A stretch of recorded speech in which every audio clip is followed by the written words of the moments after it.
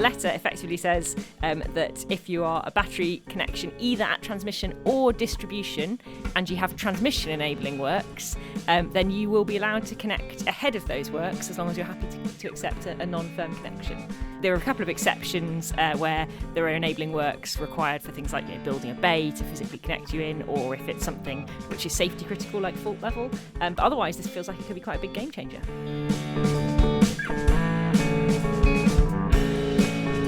Hello and welcome to the Connectology podcast. Here, Road Night Taylor's influential team of elite connection specialists and their expert guests help you to better understand distribution and transmission network connections and how to acquire them faster, for less cost and at lower risk. Welcome to Road Night Taylor's The Connectology podcast. I'm Pete Aston and I'm joined by Catherine Cleary, Philip Bell and Nikki Pillinger as we discuss our inaugural Grid News and Views podcast. So welcome everyone. Thanks, Pete. Hi, Pete. Hi, Pete. And depending on how it goes, it could be our last Grid News and Views, but let's see how it goes. And if you like it, let us know. If you don't like it, let us know as well. And then we can either do more or less of this sort of thing. The general idea of what we're going to do with this is just pick on some current topics where we particularly want to sort of bring attention to it. That's either going to be news items that are really relevant for developers, or it's going to be our own views on particular topics, again, where there's sort of particular relevance to the developer community. So I'm going to pick on Catherine first. Do you want to just sort of lead off with your particular item that you'd like to share with us? I thought news for July or July was probably for me National Grid ESO's letter about battery connections being able to connect ahead of non-critical enabling works. So if anyone who hasn't seen this, this is effectively kind of building on the 5-point plan where NGESO came out with a kind of commitment to accelerate battery connections where possible. I think they've really followed through. So the letter effectively says that if you are a battery connection either at transmission or distribution and you have transmission enabling works, then you will be allowed to connect ahead of those works as long as you're happy to accept a non-firm connection. There are a couple of exceptions where there are enabling works required for things like building a bay to physically connect you in, or if it's something which is safety critical like fault level. But otherwise, this feels like it could be quite a big game changer. We weren't quite aware that this was going to be for distribution connections as well, were we? Yeah, absolutely. I think the wording of that letter is really important. I'm not sure whether DNOs are aware that this has happened for distribution connections, so it feels like something which is, really timely and worthy of a discussion. But in black and white, it says transmission and distribution connected projects. So for that one, how quickly is it going to be before something is done specifically for each customer in terms of making it clear that previously in a mod app came back that they had enabling works, now they're going to disappear? That's going to be the next question, isn't it? It is, isn't it? And I think, whereas that process is probably relatively clear for transmission customers because either you expressed interest in the EOI to say you wanted an earlier connection or you didn't, and that's kind of the mechanism. Those who expressed interest, the expectation is they're going to get a variation offer documenting that non-firm connection. But NGESO aren't going to write out to the individual distribution projects that expressed interest. So I think, that'll be kind of really key to see next. Well, my understanding is that the National Grid's ESO is going to write out to the DNOs, giving them effectively some sort of a capacity within which each GSP that the DNO can then sort of allocate this non-firm capacity of some kind, which I'm not entirely sure how that's going to work. Well, and maybe we'll come on to, but maybe the DNOs are going to have to, obviously the ENA has come out with their kind of 3-point plan about sort of accelerating and moving to this sort of ready to connect solution. So it may be that DNOs might have some hard choices between accelerating battery connections and perhaps having some additional headroom to accelerate non-storage but ready to connect projects. And it's also going to be interesting to see how they manage to do that in terms of a fairness aspect. Often the DNOs do it very much on this person who accepted first, whether they write to each person in order and say, are you ready to progress and not? And potentially we're going to see an awful lot more battery storage schemes being ordered and on the boats coming across. NG with their modelling have been specific about the fact that it's storage connections because these are people accepting non-firm connections, with potentially quite significant restrictions on availability. So listen to our restrictions on availability podcast. Yes, absolutely. So, and I think this ties up with one small piece of news around the ENA's 3-point plan, which is just that that specifically said that older schemes were going to be chased by the DNOs. I guess they should have been anyway, but they were definitely going to be chased by the DNOs. So if you, I think it was 2017 or older, your accepted connection offer, if you didn't have milestones in them, they were going to chase you up to either terminate your scheme or put milestones in them. Have any of you had any feedback from that happening yet? DNOs writing out? So I've actually had that happen already. Obviously, the DNOs have been doing quite a lot of work on trying to get people out of the queue who are clearly not progressing. So I think with certain DNOs who've actually put quite a lot of effort into getting non-moving projects out of the queue, that has happened already. It's very complex with offers that don't have milestones at all from the sort of legal aspect, but we'll see how that plays out.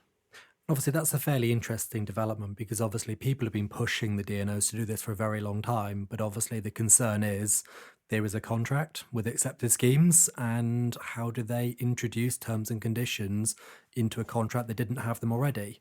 So I think it's going to be interesting to see how they manage to go through and do that without causing legal issues. Mm. Yeah, very interesting. I think the last thing on the ENA's 3-point plan was the flip side of the older schemes was that they were going to be writing to customers and saying connections that were pretty much ready to connect were going to be sort of offered a conversation with the DNO about how that could be progressed, accelerated in some way or other. And again, I've got no specific examples on that. Nikki's going to say something. I suppose the initial issue was that when the DNOs came out of their definition of sort of shovel ready or ready to connect projects, it's very different from the reality. Shovel ready to them was, you've got planning, you've got land rights, you've got a progressed ICP design, you've got financing. Unless you've done something quite wrong in the process, there's not going to be any projects that have all of those things and have a long transmission date. So they're having to quite rapidly reevaluate what that definition of shovel ready or ready to connect is, because that probably still means a couple of years' time. I have a few that I'll come on to later with the views of where some of those projects have come into those from some quite considerable mess ups from some of the DNOs. So I think that's something that I'll come on to later. Okay, right. Sorry, Catherine, you can say? No. Right, we'll move on to Philip then. So Philip, bring us your sort of juicy bit of information. See, mine's a view rather than news, unfortunately, at this point. It's more around some of the DNOs in particular have been very slow at doing their project progressions. And it's such now, it is very much to the detriment of some of those customers. And I think there really needs to be a light shone on that scenario to go, when did this scheme accept? When did the customer ask to go through the mod app? When did the DNO submit the mod app? And how was the ESO not aware that there was a DNO who didn't submit a mod app for some GSPs for over 2 years, despite there being all the information in the public domain around the long-term development statement, all of the registers that show the number of accepted schemes? And there are some schemes that are shovel-ready with ICP submitted because the DNOs wrote to them and said they didn't have any mod app issues whatsoever. And I've now turned around and written to them that even though they accepted 2.5 years ago and they told them point blank that they didn't have any issues, that now they do, and they have to wait because they don't have that letter that gives them permission to connect them to the transmission system. And I'm surprised there isn't more focus on this and why there isn't a suggestion of why isn't a guarantee of standard that within a set time of someone accepting, because unfortunately, unless there is a standard with penalties, with teeth on it, then it allows some of the DNOs to just not do it, to refuse to do it, and even getting to very senior levels of going through. And personally, my view is I'm surprised there's more generation customers who are not screaming, saying, I have been disadvantaged from the point of view of the DNO not doing an activity that they should have done, that they have a moral obligation, potentially even a CUSC obligation to do, to submit a mod app when they feel there's a material impact on the GSP. And they've just chosen not to do it. And I think that's something that even though there's all these regional development plans in progress, they are fixing a problem of the DNO's own making. And I suspect that in the very near future, we're going to see an awful lot more generation customers losing their patience because the DNOs, first of all, had caused an issue, and then the resolution is just taking far too long to come through. And ultimately also asking the question, why is it that ESO will only permit them to go into the transmission queue at that point also making sure that transmission customers aren't disadvantaged because the DNO didn't submit the mod app when they arguably should have done. And this isn't a new issue, is it? That slow project progressions has been a thing for what, 3 years or more, 4 years perhaps. So it's not a new issue, but it's still happening, and it is very frustrating when you can, when the DNOs know that customers are frustrated and they're still not accelerating it. I guess the DNOs would say they've got resourcing issues and etc. But I guess that doesn't really let them off the hook. I would agree. I'd say it's probably an issue for more like 7 or 8 years that it's been around, that certain customers have had mod apps that have gone in very slowly. Just different DNOs have learnt this at different times, and different DNOs have chosen not to focus resource in this area. And I think for some DNOs, they're going to have some really difficult questions to answer where they've had the learning from this in the past and chosen not to implement a solution.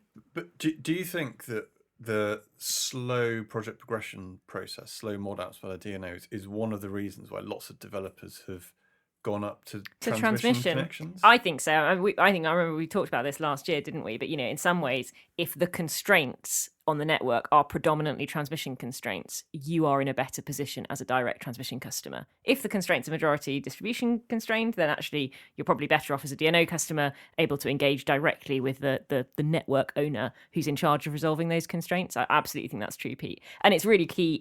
The kind of levers that we as an industry can kind of push on, I think, are all to do with the connections reform strategies, the 5-point plan, the 3-point plan, long-term reform, which all talk about trying to fix this TD boundary. And I think keeping the asks really simple. Completely with you, Philip. Let's make there be a kind of, even if it was a best practice standard, that would be a good start to say, actually, every DNO should be submitting a project progression or a mod app, as required for generation schemes within 2 months of acceptance. Agreed.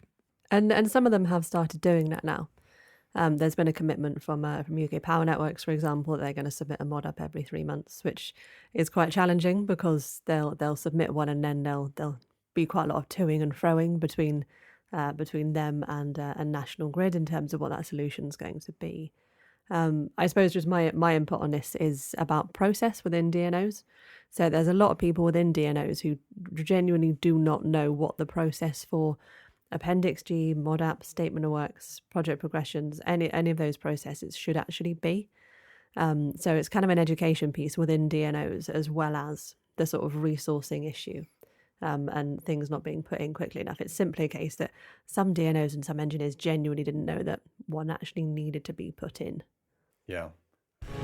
If you're liking this podcast so far, you may want to pop over to the Connectology page on Road Knight Taylor's website and sign up to the Connectology newsletter for much more know-how, insight and thought leadership in electricity network connections. The link to this is in the description.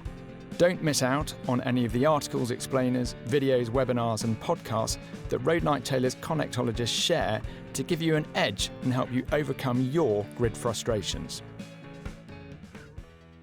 Having worked in the DNO, I suggest that's probably an issue with internal communications that probably isn't excusable. But maybe I agree with you, it probably is a situation. But just to push back on you, Philip, on that, if we move to a sort of from a first come first serve to a ready to connect, first to connect queue system, does it matter about speed of project progressions? I would argue you have the uncertainty. The problem that you have is there are people that are now out there that are ready to go, but ultimately, at any time that you have a project, one of the things that Road Knight Taylor will lead on is telling people to understand all the risks, the costs, the potential issues, and how to go about through de-risking it. Ultimately, if you take that approach, you could end up rewarding those who have ploughed on headfirst, hoping, praying it will be okay, potentially disadvantaging the prudent, good developers that have followed good practice to try and go through and understand what all of the risks are methodically to go through to develop schemes. Catherine, you'd about to say something? Yeah, well, I was just going to come in and say that I think I'm worried that perhaps certain people think that things like technical limits, so some of the proposed alternative solutions that would allow a DNO to just manage to a technical limit at a particular GSP sort of remove this issue. And I think the problem is that we sort of know, we've kind of been here before where we've agreed materiality headroom limits and it gets eaten up. So, you that DNO is always going to need to keep going back and submitting, modification applications as whatever kind of technical limits they've agreed get reached, and that sort of capacity gets used by generators connecting. So it feels to me like it's an enduring solution that we will need DNOs to submit mod apps, and therefore we do need there to be a timely process for it. And I'd agree. I mean, I think one particular GSP in an area that was going through, I think the DNO genuinely thought that A&M would resolve it. But I'm pretty sure the last mod app submission has gone in with nearly 1.8 gigawatts on a particular GSP that's an infrastructure site. That's an obscene amount of generation to presume that an A&M scheme would resolve it, and then through that mod app process has been caught up by all of the wider works and potentially one or two new GSPs being needed because of that significant amount of generation, power station levels worth of generation. Do we have any news on technical limits and how far DNOs have got in terms of agreeing the process and the regularity with which NGESO are going to reveal these? I don't know myself. Deafening silence. Oh, I haven't heard anything yet.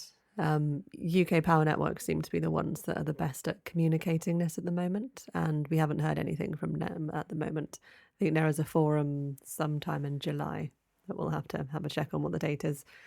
So hopefully we'll hear a little bit more about that, because they are trialling that at one of their GSPs. Well, maybe that can be a subject for our next News and Views session podcast when we know some information about technical limits.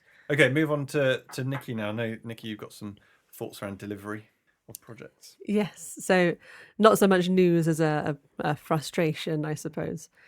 Because I focus on post-acceptance projects at Road Knight Taylor, so a lot of my work it's engaging with the DNOs and it's pushing projects forward. This has always been fairly challenging due to resourcing issues within DNOs, but recently it seems to have reached another level of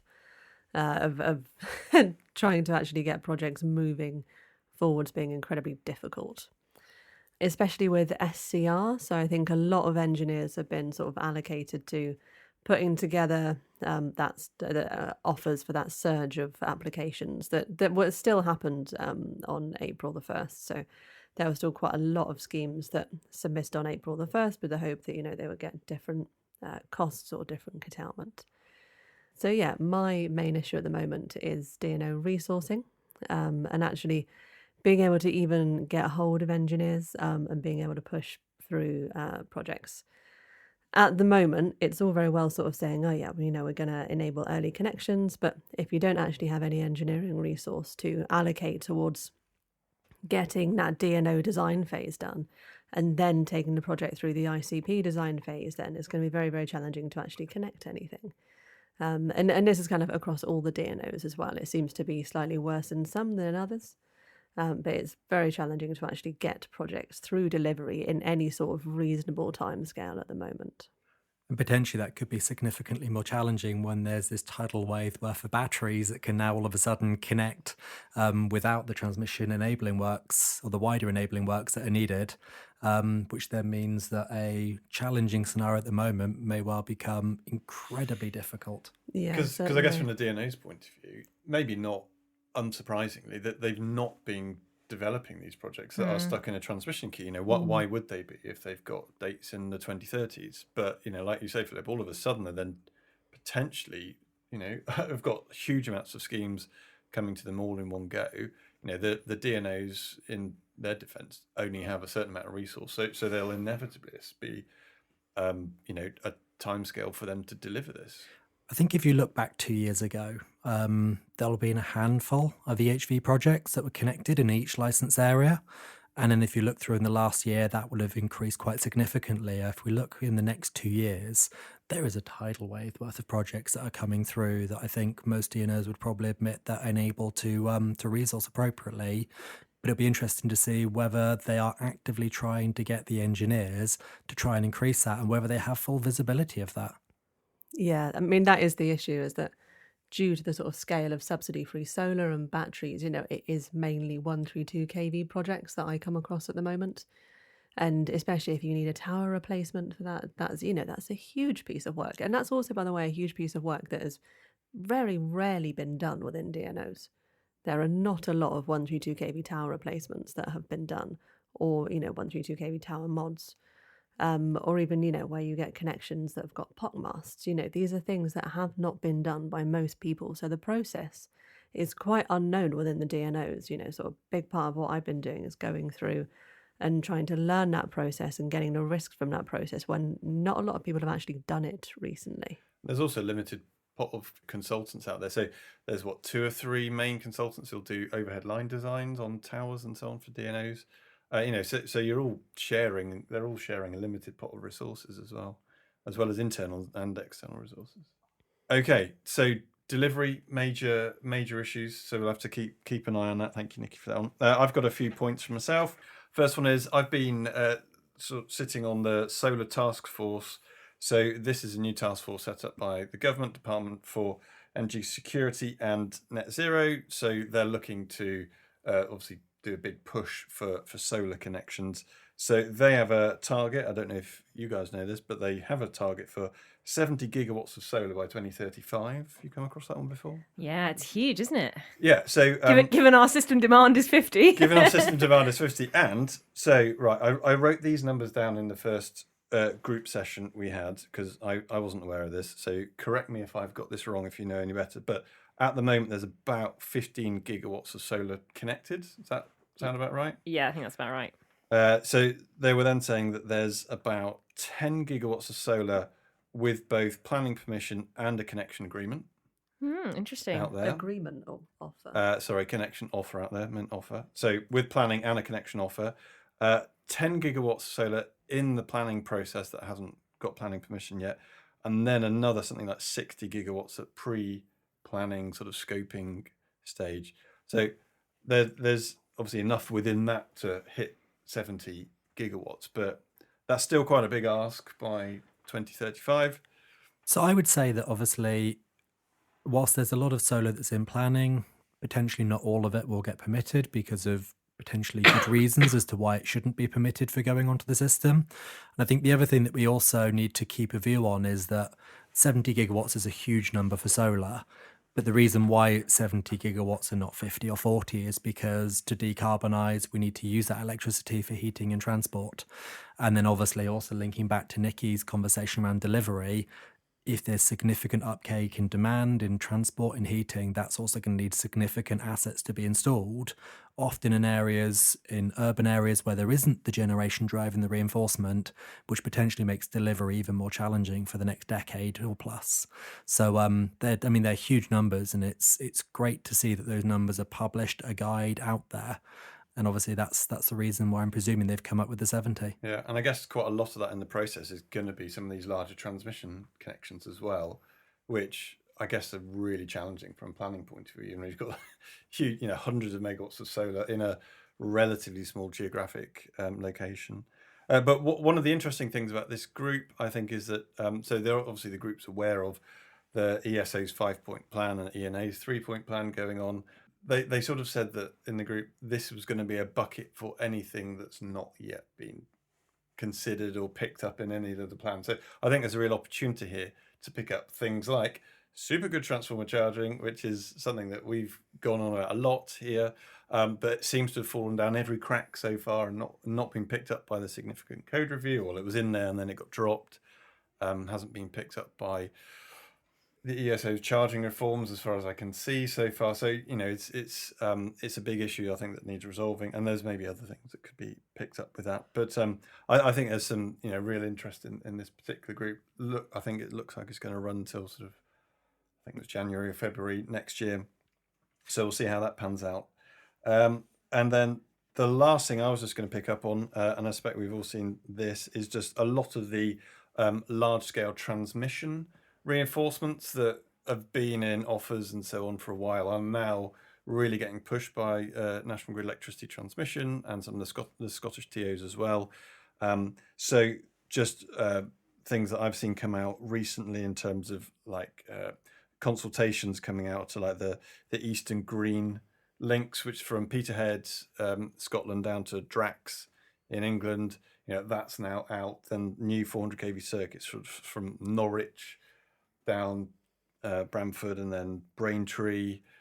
Then you've got the sort of, is it Cottam to Wymondley circuit or something like that. There's a lot out there, and so National Grid ET particularly seem to be doing a lot of consultation exercises. That's really positive because they've been in offers for a long time, and it actually starts to look a bit more real to developers when they can see National Grid are consulting on something that they have to wait for, or potentially have to wait for. So I guess that's really good news that that's all happening, that there are things afoot to actually release some of this capacity. I think that's probably most of what we've talked about before we started the podcast. Have you got anything else in your news and views that you want to share now before we call it a wrap? Not from me. Deafening silence. No, let's save it for News and Views podcast number 2. Fantastic. When hopefully we might have some news on Ofgem's decision on milestones for transmission connection offers. Yes, because that's a really biggie as well. Absolutely massive. Is that September, is it, Catherine? Yeah, I think Ofgem have said they are going to try and make a decision by the 15th of September as the latest. Okay, so we'll maybe come back either before then to whet your appetite even more, or after then. And hopefully there'll also be an update on the ESQCR and P2 co-aligning to try and understand how battery storage should be considered from a demand perspective. So hopefully the outcomes from that working group will also be finished by the time of the next News and Views. Fantastic. Well, thank you very much for listening, and we do hope you join into our next podcast. So thanks and goodbye. Thanks, Bye. Pete. Bye.